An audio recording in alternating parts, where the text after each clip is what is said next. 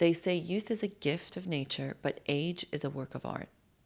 Today on They Say It Takes a Village, I sit down with a woman who's challenged everything we've been taught about aging, beauty, and what it means to reclaim yourself as a woman. Not at 20, not at 30, but at 50 and beyond.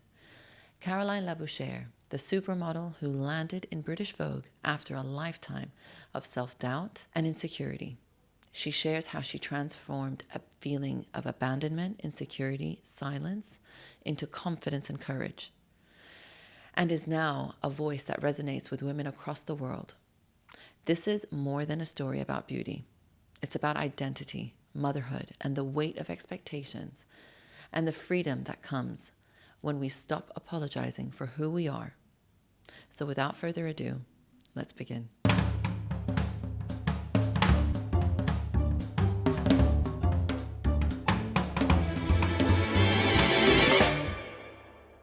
Caroline.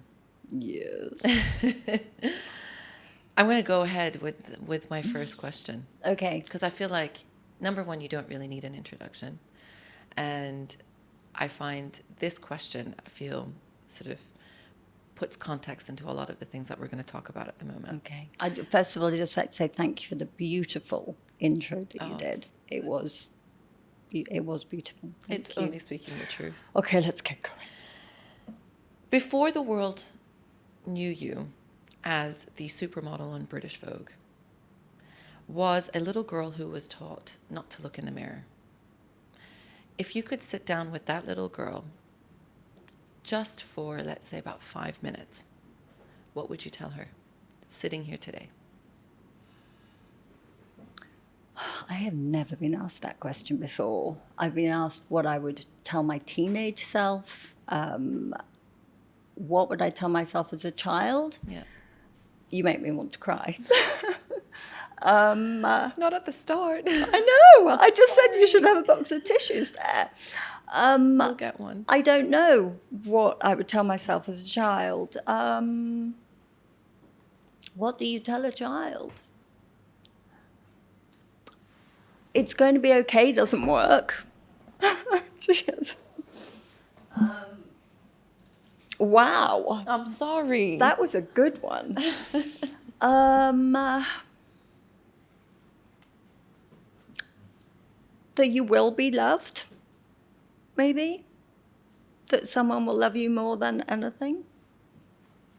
So, hold on. Yeah, hold on. Maybe that's what I would say. To be honest, I find childhood, isn't it just, whether we like it or not, it does shape who we are. Totally. As we get older. And to be honest, I find as we get older, we become so, there is the perspective of childhood. It does come into play. It does. And yet we know that. And we become parents. And we that's right. don't do it all right either. That's right. But I think that I've mended some of the things, like being tactile and about being loving, and I think I've fixed some of the things, but I've probably broken some of the others. That's all part of it. It's all part of the journey. Didn't come with a journal. No, it never did. And it didn't come with a journal for our parents, and it doesn't come for us. And they also had their issues. Absolutely. And that has to be taken into account, But this is the thing. Thank you for the first question. I'm really sorry that we started that on slight tears. I didn't mean that, but it's just, look. I said I was open up. Yeah. But open to anything. It's just, again, no matter what, childhood has a profound impact. Yes. And I was reading that, I think you have a close relationship with your mother, but with your father, maybe not so much. I don't see my father at all.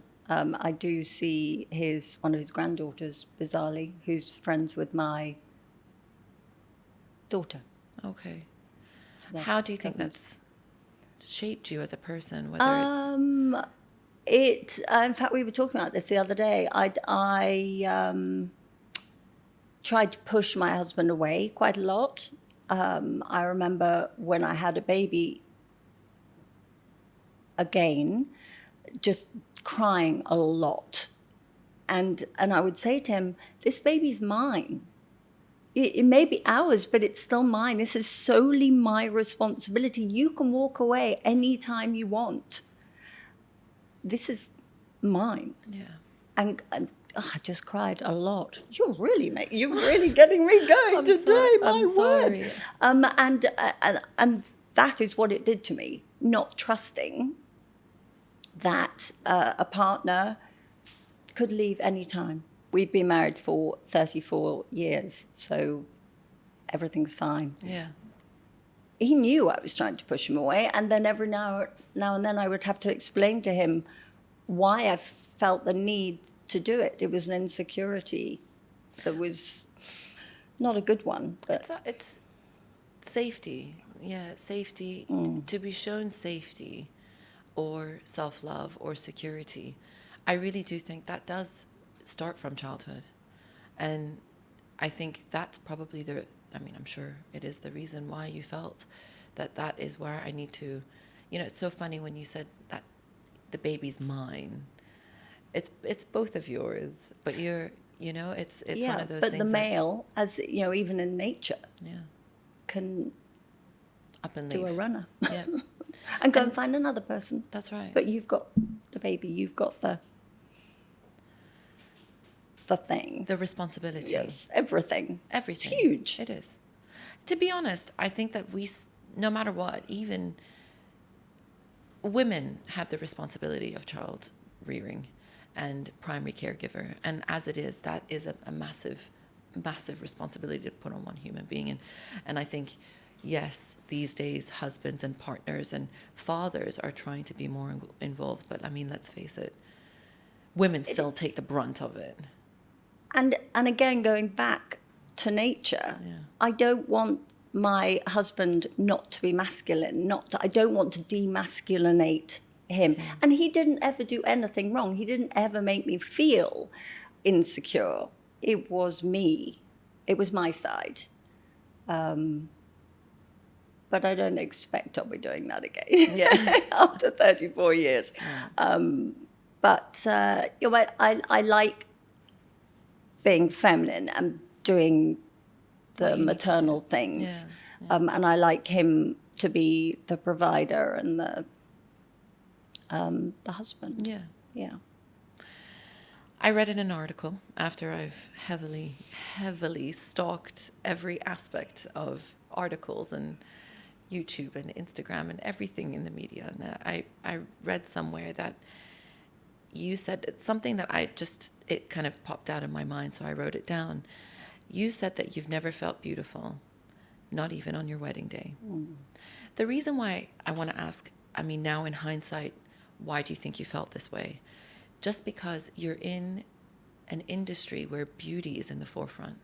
So it was just such a funny thing to read. And I thought, let me ask, why do you think you felt that way? The first thought that comes to me is that I didn't need to feel beautiful. I wasn't in a job that said, you need to look beautiful today. On my wedding day, I would like to have felt beautiful. I happened to have a blooming Vesuvius on my forehead, which didn't help very much. I didn't have a makeup artist. I didn't have any of the trappings that you would have now if you got married.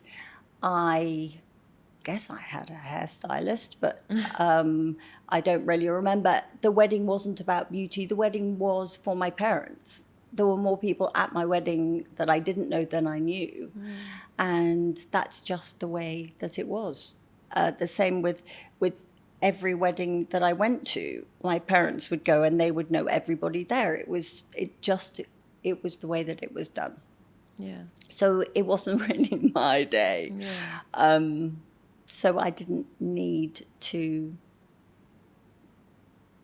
I was going to say look beautiful, but it just wasn't done the same way then. Yeah. So it was just different. It's when you say, I didn't need to look beautiful. Did you ever look in the mirror and say, you know what? I really like the way I look? Because that was vanity. If you looked at yourself in the mirror, you were being vain. You were not allowed to say, or you were not supposed to say, I am beautiful. Yeah. And that takes learning. It's like, even if I say to my mother now, you look lovely today. You look, you're looking beautiful. I probably wouldn't say that word, but if I said you look lovely, she would say, oh, no, no, no, no, no. That's just the way it was, and it is. You just said, no, no, no. No. Yeah, but now, one, if somebody yeah. says that, exactly, if somebody says that now, I make a point of saying thank you. Yeah. Because you've taken the time to say it. And if I say that to somebody, I actually mean it. If I don't think you're looking beautiful, I'd say, that's a great shirt or lovely earrings or whatever. But if I say you're looking beautiful, I really mean it. And for you to take that on board it's a win-win, I think. I think the same thing. I find it takes a lot of practice to say thank you and accept a compliment. To accept it, exactly. And, the self-deprecating talk, I feel like I do it a lot. If, I'll say something or somebody will have a compliment to say, and I'll completely brush it off like, yes, oh, don't be silly. Yes. But note to self. Also note to the kids. I mean, I've yes. got, I don't want them to not highly regard. And I think that there is this fear, right, to, are you being arrogant and vain, or just accepting who you are and loving the skin you're in, kind of thing? It's also got to do with what is inside you coming out. Yeah. And if somebody says you're looking beautiful, it's coming from your eyes. Mm-hmm. It's coming from your soul, and you're feeling it. It isn't just a visual thing for me. So it's, yes, you're beautiful. You are beautiful on the outside, but it doesn't matter as much how beautiful you are on the outside if it's coming out of your eyes and it's hitting me because you are beautiful inside, you are happy, and you have this aura around you. That is going to attract me. Absolutely. In the same article, which I found very, very, very, very interesting, you mentioned that you spent decades feeling needy and insignificant.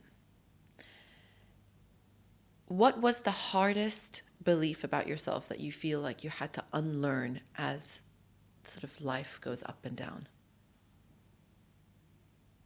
Something that you thought you were, but you really had to say, no, that's not who I am. I think it is being needy. Yeah. I think that David was away a lot when he was in the army. And then when he left the army, he took up triathlon. And even now, well, this morning he was gone by 4:30 a.m. and then he's not back until 9:30, 10 o'clock in the morning. And he's just gone. No idea where he is. So before this change, I would be sitting at home waiting. When's he coming back? When do I get my time? So he'd literally walk through the door and I'd say, right, now we're going to do, because I finally got him back. Yeah. Upset that he'd been gone so long. I was thinking about what he was doing the whole time because I didn't have a me.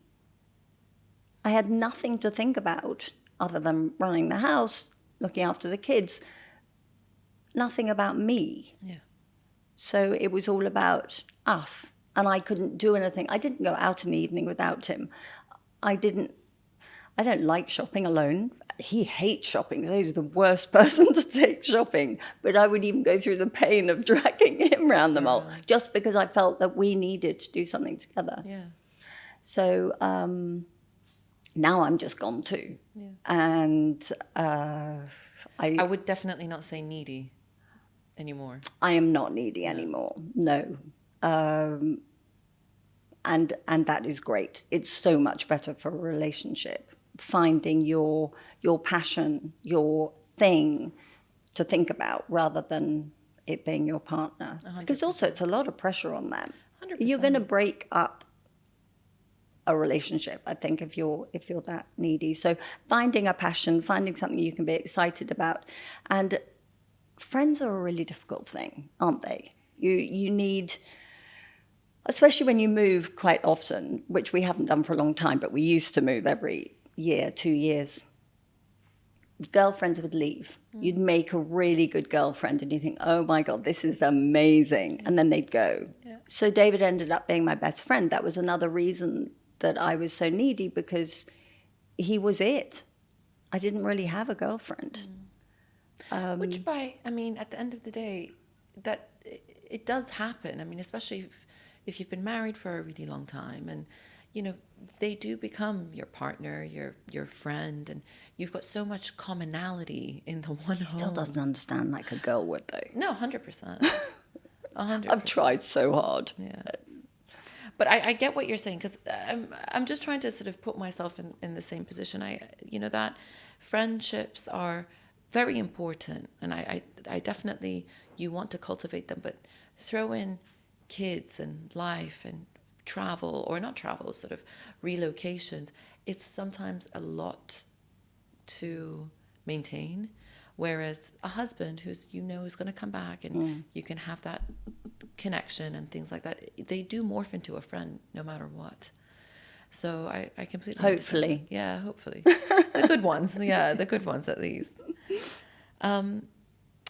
You've sort of touched on it, but I feel like you are the queen of reinvention right from the start to now. And I feel like for everyone who's listening, who does know a little bit about your journey and your story, can we hear about the journey, where it all started until now? Going back to my first modeling job. Yeah, how did you get to the first modeling job? I mean, I've heard that you've been, whether you've worked in a school or, how did you guys end up in the UAE? David was in the military, British military, and he came to join the Emirate Army as an advisor. Okay. So that is what brought us here. So we thought, we'll go out, make a bit of money and leave. But this place has got its claws into us big time. 33 years later, I'm here. I cannot imagine not living here. It's just the best place in the world to live. And I forgot where I was going with that. So David's in the army. Where were we? You guys moved here. David was in the army, yes. Prior to that, you were living in the UK? For a period of time, yes. We had lived in India, Canada, America, Germany, all over the place. And then, so we're here. I have never had a career because, again, I was not brought up to have a career. I got out of school as soon as I could, did a pattern cutting, sewing course, did a cooking course, did all of that stuff so that I would be a very good wife. Yeah. And then, so when we got here, it was kind of any job. What am I going to do? So I started working in a gym as a receptionist. Okay. Then I moved to Jess and Arabian Ranches as a receptionist, and I was there for 6.5 years. My daughter was working in London, and her boss was looking for a grey model. Hello. So the hair, for all of those who told me that I should dye my hair, I wouldn't be sitting here if I had. No, it's become... It's got its life of its own. Glory. It's crowning glory. And so they flew me to London, and I got the job, and it was in British Vogue 8 times that year, and other magazines. It was life-changing because I didn't know I could do it. I had never thought one day I'm going to be a model. Well, I mean, when you got there, you got there to audition. Yes. And then, and then you got it. It was just me. They had spoken to Maya Musk, and they had spoken to a few big people, but they were a small company in London, and they couldn't afford, and also she wanted a percentage of the company. And I came in there, and I was speaking to David and saying, how much? They're asking me how much I want. I'm thinking, I don't know. It's going to be in British Vogue. We should be paying them for this. And I said £1,000, and they probably thought, oh yeah, okay. And I bought a pair of Manolos with that. It was So I walked into the apartment with the people who own the company, and they told me what I was going to be wearing, and it was Ralph Lauren. I saw the photo; it was beautiful. Oh, it was incredible. Ralph Lauren, Victoria Beckham, just iconic pieces. And I loved them immediately. And I don't even know to this day how it worked so well, but I felt like a queen. You forgot to mention that you were 54. I was 54. Yes. Yeah. I just stood there. They told me what to do. I mean, obviously the director was amazing. And the pictures are fabulous. So there I thought, I'm a model. And I took the pictures off to various model agencies and they said, well, they're lovely, but have you got any more? I said, oh, no, I haven't. Just this one. Yeah, just this one. Needless to say, I didn't get signed. But I mean, that sort of propelled you. Yeah, because I didn't know that anything else existed in my life. I thought it was just and also you're at the time at 54 where you're remembering exactly where I felt invisible for the first time, and you're being passed by, and you're just moving into that space of waiting to be a grandparent. That's right. I was going to say, I'm like, it's that phase of life where you don't, it's almost like you're winding down as opposed to starting out. Exactly. And that is what we are told. Yeah. And that's the reason why, I mean, obviously we had met just a few weeks ago and I've been, sideline fangirling you from afar a long time. And I just love the fact that, you can start a different path in your life at any age. Yes. And it's a mindset. Absolutely. And as a society, we have grouped and boxed in people, which, obviously as a unicorn, this is where, I want people's sort of ears to perk up and be like, no, you're not, menopausal and that's the end of it. Or you're not, you're done having children and you're just waiting for or living through their lives, support. That's what so many women do. Yeah. I get messages from women saying, you said that the best day in your life was, and I don't know, said something like the modeling or whatever it was, and it should be when you had your kids.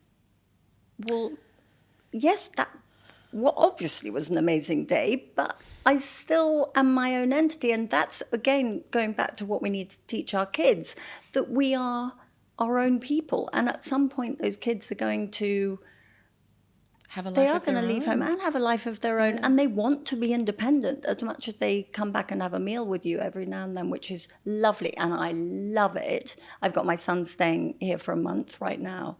And I love having them around. Yeah. And hopefully we will always be a part of each other's lives. But at the same time, they love that I'm not needy, that I'm not sitting at home waiting for them to pop over, and that I have created this incredible life for yourself in my middle years. Yeah. 50s, 60s are middle years, I've decided. It is, I would say. What was it initially? Well, you are an old woman, I get. You are old. I'm not old. My grandmother was 97 when she died. She was old. Therefore, if I'm old, what would she be? So therefore, I'm in the middle. And then I will age. And you're doing it just so beautifully. My gosh. I'm trying. I'm not saying it's not hard some days. No, look, and I think it's just one of those things. I feel we have so many different facets of society that are honestly just ridiculous. And they do categorize people according to, I don't know who had put these in. You're old, you're middle-aged, you're young, you're in your 20s.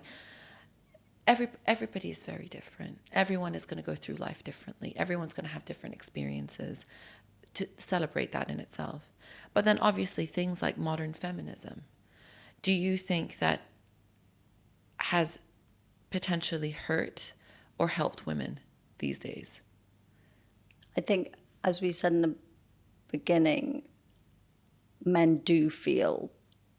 some men feel demasculinized by what we have done. I like to have my door open to me. I love that my son walks on the traffic side. He's bigger than me. Why wouldn't he walk on the traffic side? Are we teaching our boys to do that?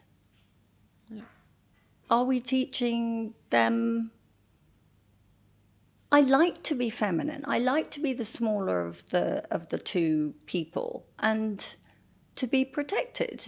And I do believe that's what the other half, I believe that's what they should do. And that's what I am. Yeah. No, I'm 100% with you. I just feel like we've had a lot of conversations.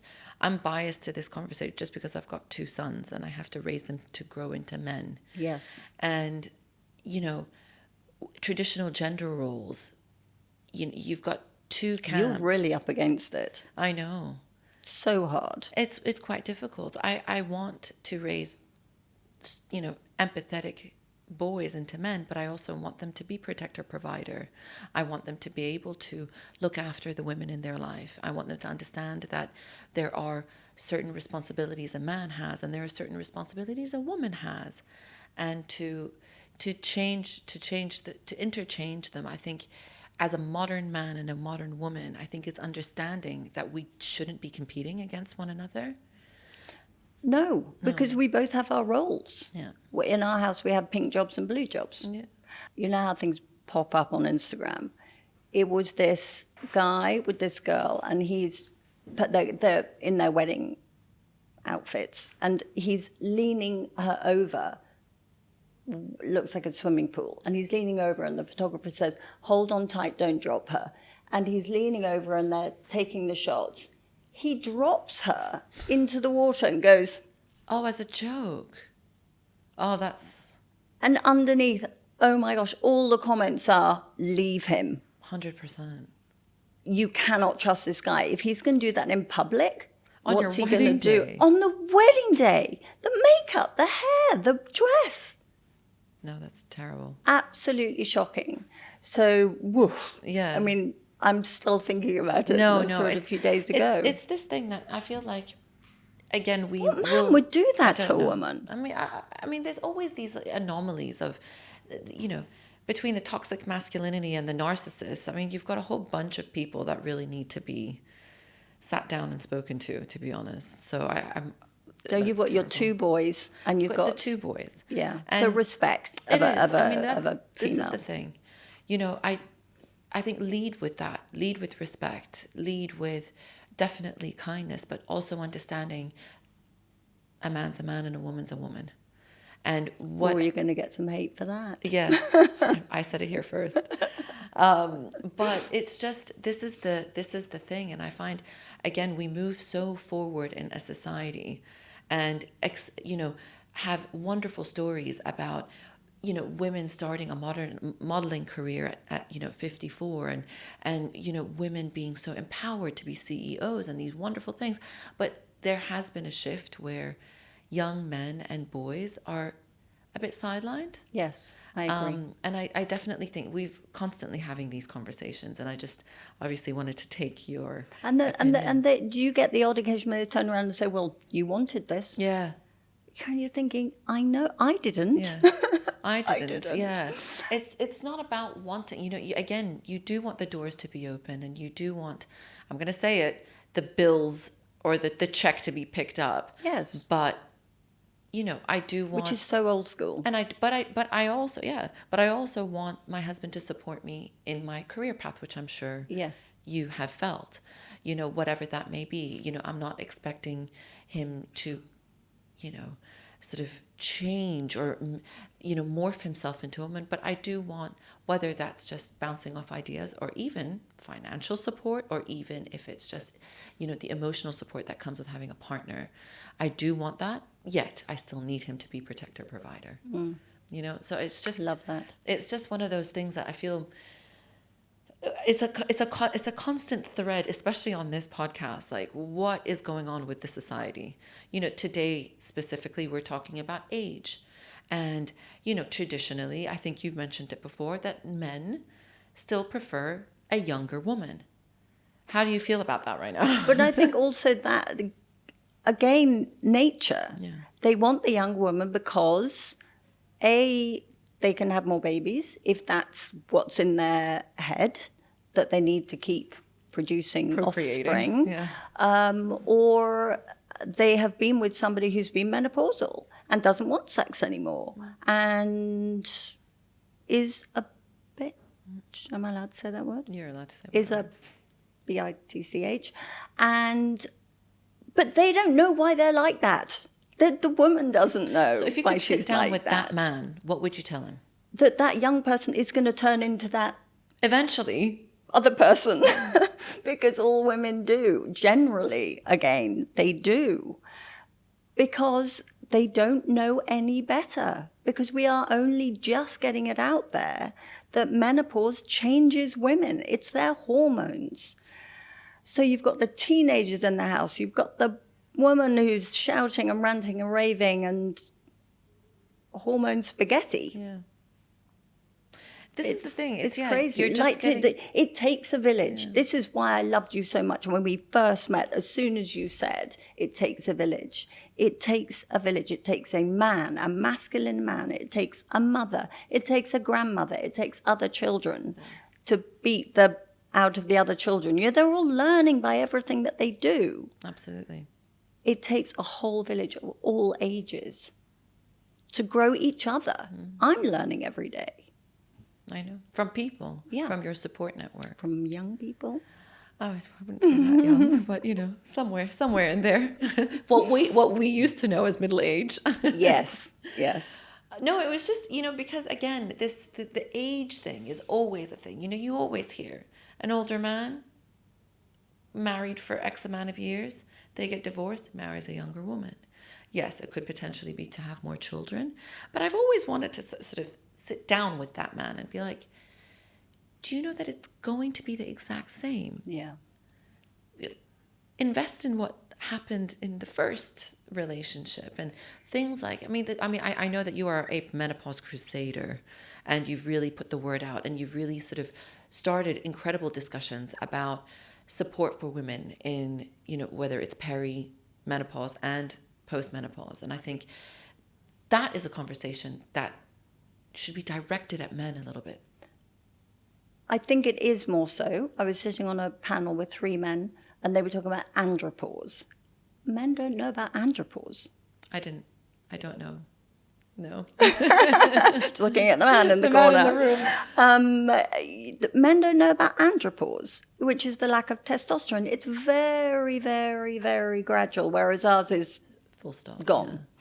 Yeah. But they don't know about that. So maybe they're lacking in testosterone. They're not taught either to go and get a regular check of testosterone to see what their levels are. So if they're going through that at the same time, you've just got a whole mix of horrible stuff, basically. So you can't blame it all on the man either, because it's the man going to come home one day and say, well, I was listening and I think you might be menopausal. That woman is going to hit the flipping ceiling. Absolutely. What did you just say? What did you just say? Because it's immediately, you're old. That's what menopause says, basically. You're old. You're past it. That is, I think, why women don't want to hear it. 100%. So, you do need to have the discussion with the men, but you really need to have the discussion with the couple. Yeah. Another stage in life, which I think is a big one. I mean, of course, it's a big one for every woman, but I feel, it ties in so nicely to the reinvention of Caroline, is motherhood. Do you think that, obviously many mothers, including myself, I'm pretty sure you did too, there's this element where you get lost in motherhood. Because it's another stage, isn't it? You're as a child, you are created, you are molded in their model of a child, and you're beaten if you're not fitting that model. I remember walking up the stairs and saying, but, and my father saying, that's another one, and I'd turn around and I'd say, but, and he said, that's another one. I had to go and sit in my room and wait for him to come up. I didn't do anything to me long term. I don't feel, I wasn't beaten. Yeah. But it was, again, the way that we were brought up. We were not allowed to argue. You were not allowed to have your say. You were molded. Then you move on, and you have boyfriends. You then get married. Again, you're molded. My husband was in the military, so there were areas where I wanted to push the boundaries a little bit. Like I was told that I was making a dress for a dinner, and the commanding officer's wife came in and she said, "Oh, that's lovely. Where is the split?" And I said, "The split's up the left-hand side." She said, "You can't have a split up the left-hand side." Why? I didn't, because it was in the rules. Oh, okay. It's a rule. And so there were certain boundaries that I wanted to push, but again, you're molded. And then you have children, and you are molded to a certain extent, because you can't just put them to one side and say, "Right, today I'm going to be," because you are the mum. That's it. So you're just all the way through life. You're somebody else to somebody, and you're not you. And that's what I'm trying to get across to women now, is that now is the time to be you. And it's enlightening. It is.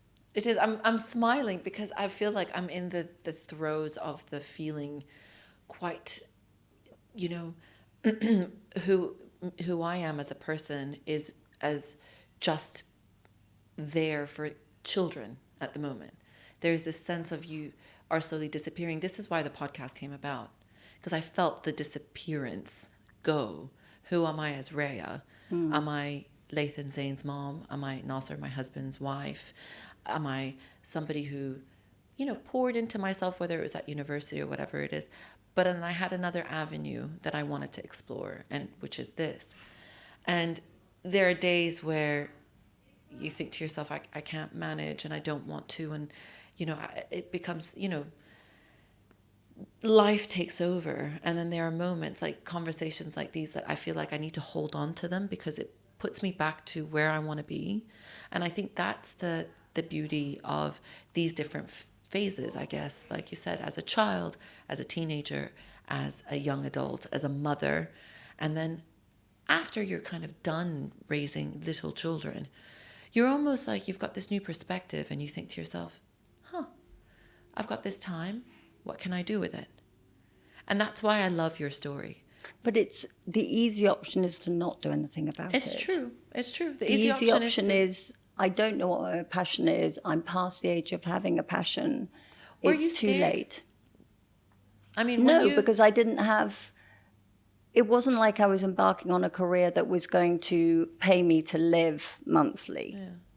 So that would be different, and that would be huge. So it was, I'm going to try this, and it's grown into loving women more and being there for women. And I have coffee quite regularly with random people that I've never met before, just because they shout out that they need some help, and I'll be there. Yeah. Are you happy? I'm happier now than I have ever been. It doesn't mean to say, though, I started out with this, and I'm not going to cry again, recently, and it's nothing to do with the negative comments on Instagram. I do get those very rarely, and it doesn't mean they do stay in my head, but I still, I look at my skin, for example, my body skin, and it's crepey in some areas, and I sometimes I'm getting dressed, or I see it in a photo, and I just think it's aging. It's that's me. That's my issue with my body. When I catch it, because I can forget about it like this, but then when I'm getting changed, I can see it, and I just think I am aging. I am getting older, and that it doesn't come as a shock to me, but it can get me down, depending on my thought. Mindset at the time. Yes, exactly. This is coming from a woman who I heard posed nude with her body in full glory. But I was 54. 54. I was 54. And I mean, I look back at that now and I think, oh my God, my body was pretty good. Now, if I'm in a bikini, I would have to stand in a certain way. I'm not as confident. What was I, 54, and Caroline, I'm 61. How old are you? 61 now. Okay. But there is nothing out there that fixes body skin. Nothing. I've tried. tried Do you know, all I sorts of love the things. fact that you say it. You know, it's a lot of people would be like, oh, you know, it's just aging. It's the natural process. The fact that you admitted that it brings you down. It's Yeah. these types of conversations. For somebody, let's say, listening, they could feel, let's say, exactly what you're feeling, but would just say, oh, you know, just get on with it. Get on with it and accept it. And you are lucky to be the age you are. Absolutely. Or the way that you look. Be grateful. Be But grateful. I feel this way. It's almost like this, Exactly. that your connection to your body. You've been living in this body for 61 years. Yes. There And is it's letting me something. down. I mean, I definitely wouldn't say it's letting you down, but your changes. No, I feel like it is. I'm waiting for this magic pill to be brought out or this magic cream or something. And I'm sorry if this offends you. You do you. I'm doing me. And I'm happy. But on the odd occasion, I will see what I don't like. And that can get me down, yes. I don't know. I just think your people's idea of, you know, how you view yourself and how you look at yourself in the mirror, you could really love being who you are. But it's okay to say, you know what, I don't really like this part and I don't really like that part. Because it isn't too late also. Yeah. At my age, don't tell me that I shouldn't get a facelift. If I'm my age, I couldn't afford a facelift when I started. You can do started. whatever you want. A mummy makeover. Why is it okay to have a mummy makeover and yet you get to 60 and everyone says, oh, you shouldn't be doing a tummy What's the tuck point? now. I've What's heard the that. point? What Yes, do you mean, what's the point? Yes, I'm 100%. Look, I am all for whatever makes you feel good. Yes. We've got a very finite time in this world. Yes. And if you're going to go around not feeling as best as you can, you've wasted it. And Totally. given the resources, if you can afford it, you go all out. Yeah. So I'm just, you know, obviously take everything in perspective. You know, the way you look isn't everything. You've got a beautiful mind, a beautiful personality. You've built a beautiful life. But if you have reasonable control of how you feel about yourself and you think to yourself, hey, I want to do this, go for it. That's what I think. Yeah. Well, I wish everyone was like you. I mean, no, But also I just think accepting that everybody's an individual absolutely, at the end of the day. everyone's going to feel a certain way. If you don't want to, if you don't like it, that's great for you. Yeah. You know? Yeah. There's- And Nick, have you seen those incredible pictures of Native American Indians with faces like leather? Yeah. But, oh my gosh, they are stunning. Yeah. But I think it's in the eyes still. For me, it's looking into the eyes and looking at the wisdom in this person. That's what, I mean, it is. It's the beauty is in the eye of the beholder. So it, you know, again, I mean, this was my question. I mean, it's almost like, what do you think is the most harmful lie the beauty industry tries to push, in your opinion? I feel like they've got so many. I could name 5 off the top of my head. You can't do everything with cream. Yeah. There comes Put down the retinol. Yeah, but no, keep using it. Yeah. And you can use great creams, but there comes a point when you need to do something with the skin. Like there's too much skin and it's gone south. You need to pick it up. No cream is going to pick that cream up. And not many machines. And if there was a machine, we would all be using that one machine, but we're not. We're all trying that and trying that and trying that and spending a flipping fortune. Save up, have a facelift, then use the creams. Because skin is important. Looking after the skin. I had a neck lift at the beginning of this year. A, they only last 5 years. I didn't know that. Didn't know that. B, I need flipping skin. I'm getting I'm getting microneedling on Saturday. I should have done that before or during, because still the texture of the skin is not great. So you need to look after the skin, but still save up and get a facelift. The beauty industry, I find that there is a lot of this standards. You know, gray hair equals old. Yes. You know, color and dye your hair, that's beautiful. And I feel like I think Was it just a choice that you made things, for example, I'm just going to shatter that, I'm not going to dye my hair, put my foot down? Or was it just because, you know what? I'm lazy. My mother was grey in her 20s. I started going grey in my 20s. Funnily enough, my daughter doesn't have a single grey hair. She's 29. My son's got a few. He's 31. But I feel you shattered it. You shattered the idea of what beauty looks like. But it is the beauty industry, but it's women. Women telling other women. So many people have said to me, oh, I started going grey. I said, all my friends told me. It was the same when I got to Dubai. Every woman I met said, you can't be grey here. So I dyed my hair. I went blonde 15 years ago. And then thought, I'm having to dye my hair every 3 weeks. It's not good for my hair. Yeah. I mean, so you have to make that choice. But women are horrible to women. And you don't want your girlfriends to say whatever they're going to say. That's the thing. It's true. It gets perpetuated. Yeah. And so it isn't just the beauty industry. We do have our own minds. Yeah.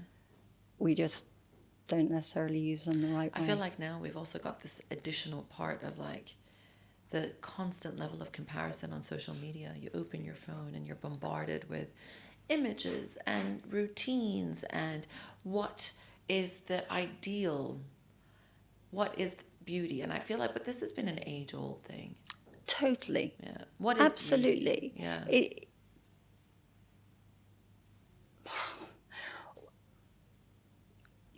If you go back to basics and you see that this has happened all the way through, this cream does this cream does this. Well, if these products and these creams all did that, then why do we look the way that we are today? Nothing is magic. Mm-hmm. Health, sleep, food, all of that plays the most important impact, and being happy. Mm. So, but we know that. Our instinct tells us, should you have a donut? Probably not. Well, I'm going to have it anyway. We know. Yeah. Yeah. We just don't listen to ourselves, I think. It's true. It's looking after yourself. And women don't look after themselves. Oh. They look after their kids. They look after their husbands. Did you get a health check? You should check your heart. We need to get our hearts checked. Women die of heart issues. They don't die of breast cancer. They don't die of whatever else. The number one is heart issues, but women don't get their hearts checked. Women they push everything away. Yeah. Don't have time. Everybody's doctor's appointments, everybody's whatever needs are met, and women's really at the bottom because rung you're seen of as the being totem pole. selfish. Yeah. If you do it for you. And there's always an excuse, right? Oh, I don't have time. Always an excuse. Zane's got a dentist appointment. Just go and get a mammogram, for example. Things like that. This is a very common thing, I think, with a lot of women. A lot of, listeners, all my listeners, the majority of them are women, and they're within this sort of age range, and they're in the throes of motherhood, or, you have to also admit the fact that having a relationship, cultivating a relationship, it's hard work, especially when you've got constant competing interests of children and life and potentially work or whatever it might be. So your needs and your health and you looking after yourself, just think, oh, I'll get to it later. And another reason that you get that separation of women and men is that you're so busy looking after the kids. That was my next question. I know that you've sort of going to separate the friendship, the need of your husband, because you're too busy. So maybe the sex is less. All of this comes along steadily. Maybe that's a nature thing also, that steadily he's learning that he's only going to get sex every other month, then it's once a month, and it stops. Yeah. So maybe that's a nature thing too. Who knows? I know that you've spoken a little bit about it, and you've got life that went up and down, and obviously with relationships and marriage and the children, now, what would you say or advise women in this particular space when it comes to sort of having that relationship, or whether it's communicating or, sort of getting back into a relationship after you feel that there is a little bit of a pull? Or try not to lose it in the first place. Yeah. Take time out to be with your husband. It's a tough one. Also talk to him. So I'm not leaving it. Communication has got to be the number one, hasn't it? I'm not falling out of love with you. I still need you. I still love you. It's just that I'm finding this just too enormous right now. When my kids were small, David was away. He went away for 10 months when Mimi was 2 weeks old. So it was just, and Max was, there's 23 months between them. One day I fell over in the house and I broke my elbow. I fell and I think I knocked myself out. I landed on my chin, just flat down. And I'm lying there and I'm saying, go get Mr. Bill. Max, just go and get Mr. Bill, who was our neighbor. We were living in Germany. He happened to be American. And Max is saying, no, Mommy, no, I don't want to go because he's scared. Mimi's sitting on the floor without a nappy for some reason. It was just all such chaos. But that was my life at that point. Life is a roller coaster. Gosh. It is just the way that it is. But you have to remember, if there's a down, there's an up. That's what you have to remember. So your kids driving you crazy, whatever it is, just remember, it's going to be okay. It's going to be okay. Yeah. And then there's light at the end of the tunnel, which is your 50s and 60s. I just love that. I love the celebration of that. Because a lot of people are really scared of that. Yeah. A lot of women are really scared of that.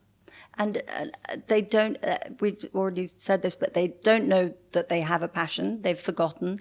It could be ballroom dancing. It could be whatever I started ballet again not long ago, and I love it. I just love the standing up tall, and it just makes me feel great. Go out and try something new and find out what your passion is.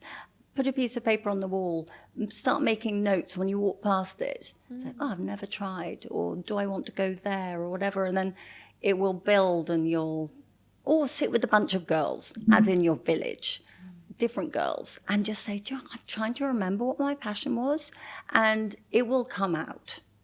That little light inside you will be lit up with the help of your village. Of your village. Yeah.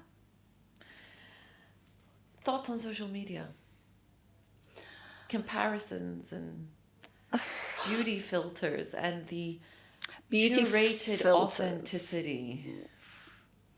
Filters I don't like. A, I don't really know how to use them. B, I have always said I'm scared of using one because I would forget which one I had used, and therefore I would look different. Yeah, so I can't do filters myself.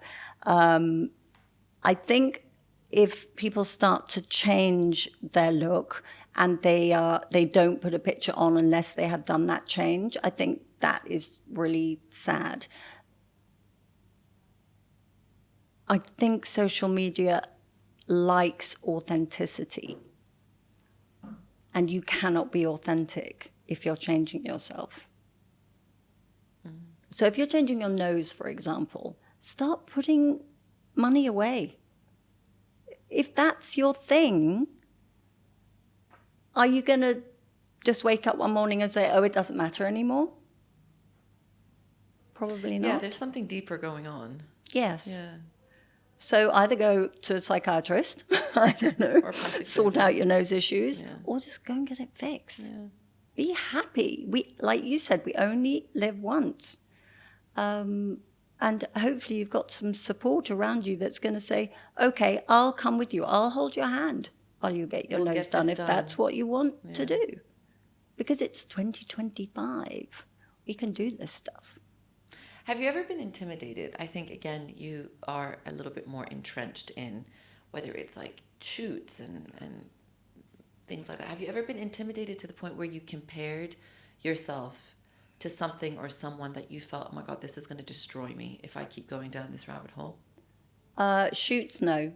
Shoots are great. I'm treated very respectfully because of my age, and I tends to only be one of me and a bunch of young people.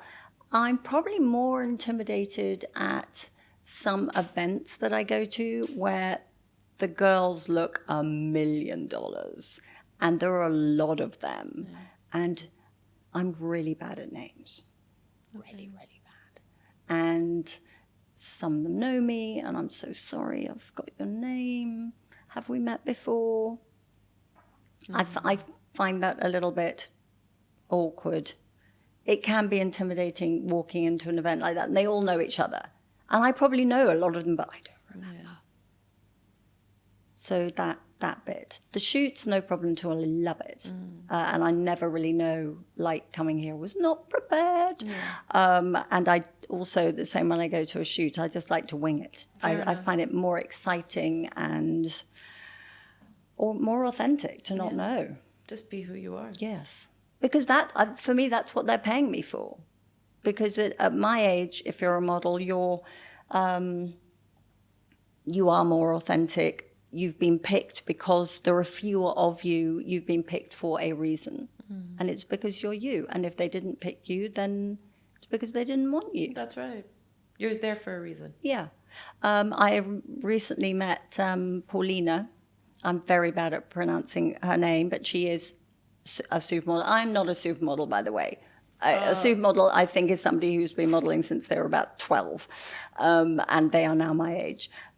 I mean, I think British she Vogue is would disagree fantastic, with that, and it was so fabulous to meet her.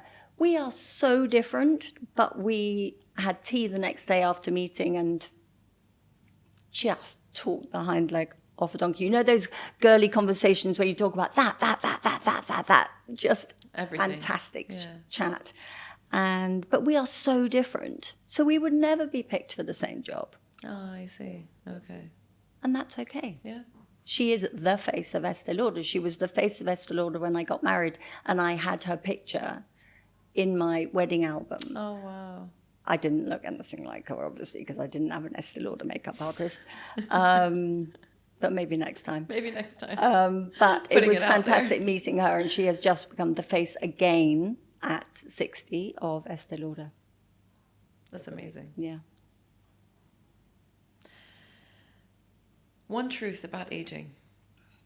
One truth about aging and beauty that you believe, but many people would probably disagree with you.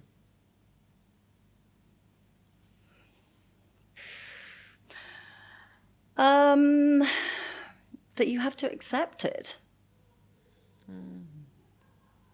No. I'm going to do it my way. I'm not going to accept what people tell me I should be doing at my age. 100%. 150,000%. Don't accept you're in your 50s. There's no way you can rebrand yourself. You know, because I would have dark hair. If I had listened, I'd have dark hair. And as I said before, I wouldn't be sitting here now. So don't listen. Be happy. Doesn't matter what colour your flipping hair is. 100%. Yeah. This is you're really inspiring because I have to dye my hair, honestly, like every 3 weeks. And don't know. It's so dark, your hair. It's so dark. It's going to be... shocking. It's going to be different. Yeah. Which I went ashy blonde. Yeah. Which obviously you could not do. But you could try with some low lights, maybe. Yeah.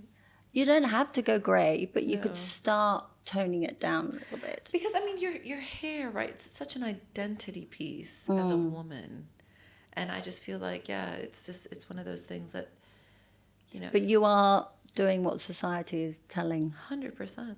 you to do. I am. And all of your friends. Absolutely. I would love you to start asking your friends and see if anyone says, try it. Yeah, I know. You're going to have to start taking a poll. I don't think anyone will tell you to let it go. No. It's so interesting. I just feel like it's these things. I feel it's misunderstood. Aging it needs. I feel like we can sit here and talk about it until the cows come home. It needs. It needs supportive women. Yeah.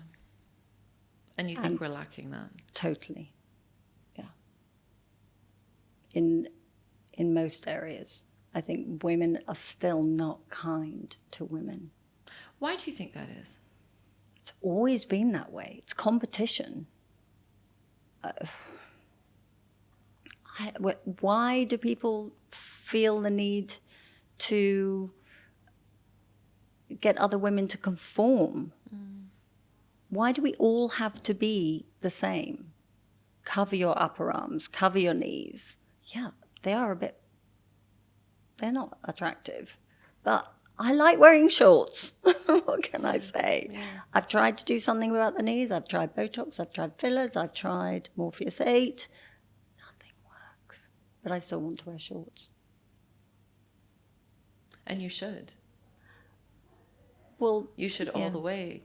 I don't think anyone has the right to sit and comment. Well, I'm going to until they get too unattractive for me. Then I'll stop wearing them.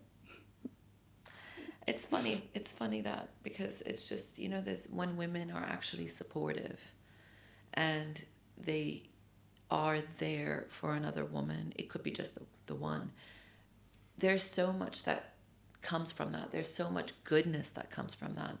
You'll find if you've got sort of a group of girlfriends, everyone is in a different industry, but if they're willing to help each other out, all of a sudden, this traction of... It's huge. It's incredible. Lifting each other up instead of breaking them down. Yeah, and to be honest, there's a lot of space in the world. What are you competing about? What is the This is what is it? Is it the patriarchal society that you're competing for a man? Okay, well, what if you're not competing for a man? Is it a job? Is it the appearance? Is it what? This is what I just want to understand. What are you competing over? And why would it be appearance? Yeah. Because you are well capable of doing something you can do, to yourself. Yeah, if you wanted to. This is, it's that I just feel like we are not going to get to the bottom No, of this. definitely not. Not on today's podcast, but it's just one of those things that just to put it out there, the comparisons and the competition, and especially between women. And I feel like as human beings, we are all inherently competitive to a certain extent, and we do, sort of inadvertently compare. But I think it's being mindful of that. Don't take it to the next level. Just be like, okay, this person might be intimidating in one aspect of life, and you could be intimidating in another aspect of life. You're on your lane, they're on their lane. Yes. Somehow you can help each other out, potentially. And as far as social media goes, it definitely is harder for youngsters, for Absolutely. Sure. Do you have a daughter as well? I just have 2 sons. 2 sons. Yeah. I can't even imagine with my 29-year-old if I had to go through that, because we went through the makeup thing at school that all girls go through. Absolutely. But it's tough. Yes, they're going to compare themselves to others, but as a parent, it's up to us to teach them that there are so many phases Absolutely. To life. If you don't like your boobs or if you don't like your nose, that is good. They are going to change over time. You go on the pill, they get big. You get pregnant, they get big. Then you're not pregnant, and then they become empty balloons. All of these phases in life, you've got so many things to learn. So maybe not focusing right now on what you're seeing on a screen in front of you, which isn't necessarily real. Absolutely. It is detrimental. But then no youngster wants it. We know nothing. Because why is that? When you used to have your village, you would go to the elder because they knew, because they had experienced life. Now it's like, you know nothing. I'm my age. I know everything. And I'm not going to go and talk to anyone else.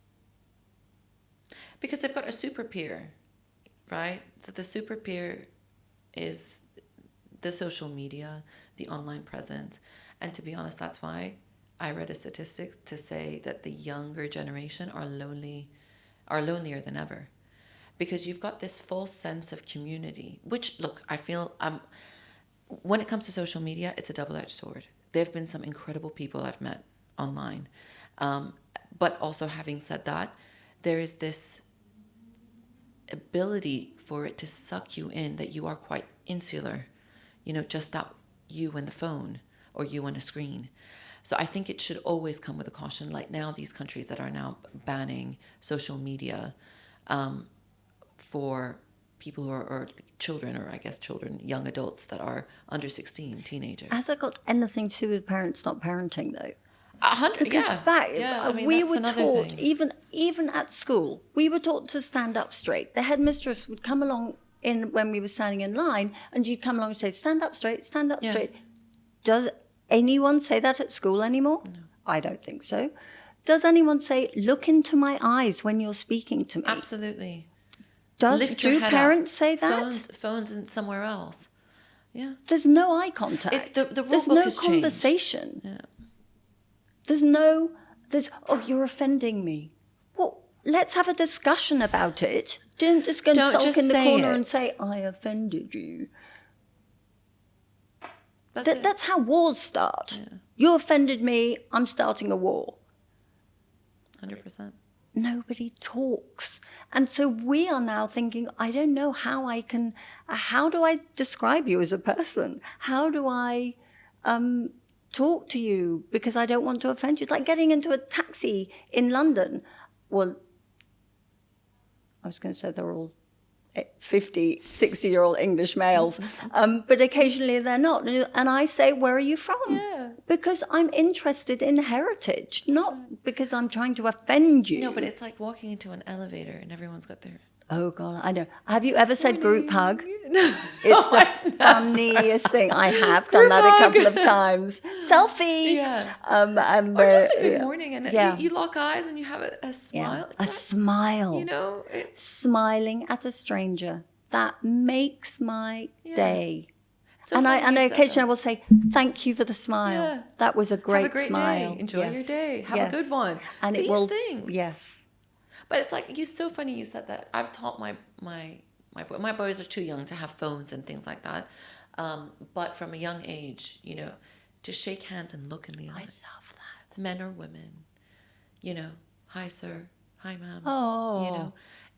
Things like that. The connection, right? Oh, when they see each other as brothers, when they come home from school, give each other a hug. Ask, how was your day? Small social cues.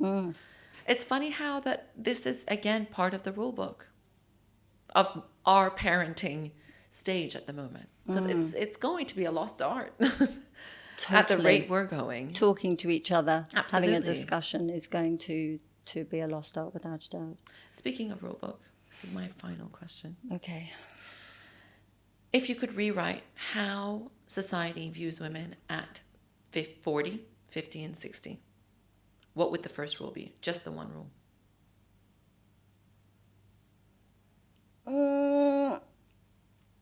It's a hot seat. Okay, say it again. If you had to rewrite the rule book on society as a whole, the global society which we live in, and how they view 40-year-olds, 50-year-olds, and 60-year-olds, what would the first rule in that rule book be? That we are necessary. We are needed for things to move forward in the correct way of life. We are needed 100%. Because we've done what you did, right or wrong. You didn't do it yet. So, yeah. Absolutely. Necessary. We are completely necessary. Don't disregard or marginalize. I feel like that's that at that age, you know, especially again when people are sort of looking into if they've worked all their life and they're looking at retirement age, do not marginalize, because you just don't underestimate. I think that should be the second one. Yes. Don't underestimate. Life is long. And like you said, this is just the mid part of it. You know, in England, some places take, well, probably all over the world, take older people as part-timers or as, what's it called when you work for free? Volunteers. Volunteers. Thank you. Thank you. Volunteers. I love that. Yeah. Because they have a part to play in everything. Absolutely. Last question. I know I said that was the last Yeah, question. I think we've got about 1 No, minute. 1 minute left. What do you think your story, Caroline Labouchere's story, what do you hope that it brings or adds to young girls as they get older? That life is a roller coaster. And just remember that. There are going to be downs. Yes, you may get depressed, but you're not going to be depressed for the rest of your life. You have good days and bad days. Yeah. And you'll have those forever. I cannot thank you enough. I cannot thank you enough for coming here, for giving me your time, for being so genuinely you in every aspect. Whether, I mean, you're so beautiful in person on the outside, but you mirror that on the inside, and I think that's why so many people are drawn to you. And you're the candid way which you sort of speak. You know, there are facets of you that is so sort of humorous and funny, and then there's other facets that are so deep, and I think that embodies you as a whole. You're sort of quite serious, but also at the same time so lighthearted, and the duality of it is just, I guess, why people are so in love with you. And Thank you. And you've got another person who is completely obsessed, and I'm just grateful Thank you for your very much. time and energy and coming on and sharing your story. Thank I you for truly having me. appreciate it. Thank you.